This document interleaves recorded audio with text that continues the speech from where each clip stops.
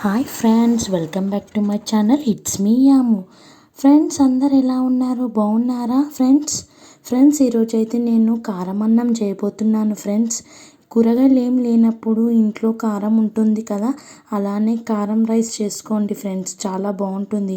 నేనైతే ఈరోజు కారం రైస్ చేయబోతున్నాను, చూపిస్తానండి. ఫస్ట్గా ఆయిల్ పోసుకొని దాంట్లో నువ్వులు, జీలకర్ర వేసుకొని, శనగపప్పు, మినపప్పు వేసుకొని ఫ్రై చేసుకోవాలి ఫ్రెండ్స్. కొన్ని ఆనియన్స్ వేసుకోవాలి, కరివేపాకు వేసుకొని దాన్ని డీప్ ఫ్రై చేసుకోవాలి ఫ్రెండ్స్. డీప్ ఫ్రై చేసుకొని దాన్ని మిక్స్ చేసుకోవాలి ఫ్రెండ్స్.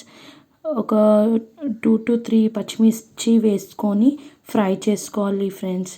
ఫ్రై అయిన తర్వాతకి కొంచెం అంత పసుపు వేసుకోవాలి.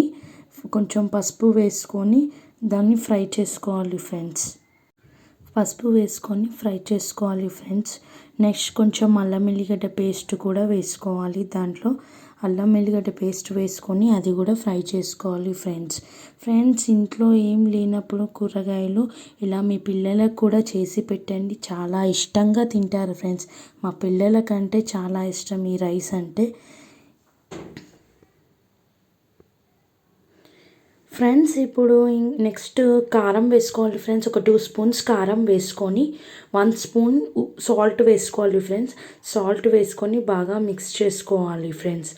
మిక్స్ అయిన తర్వాతకి రైస్, మనం వండుకున్న రైస్ ఉంటుంది కదా ఫ్రెండ్స్, రైస్ కూడా వేసుకొని బాగా మిక్స్ చేసుకోవాలి ఫ్రెండ్స్.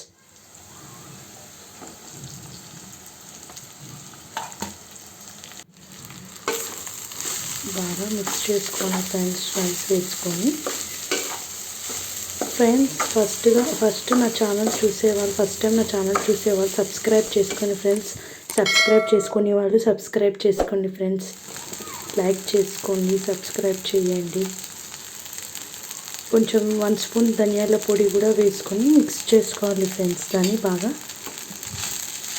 మిక్స్ అయ్యాక కొత్తిమీర వేసుకొని గార్నిష్ కోసం ఎంతో ఇష్టమైన కారం రైస్ రెడీ అయిపోయింది ఫ్రెండ్స్.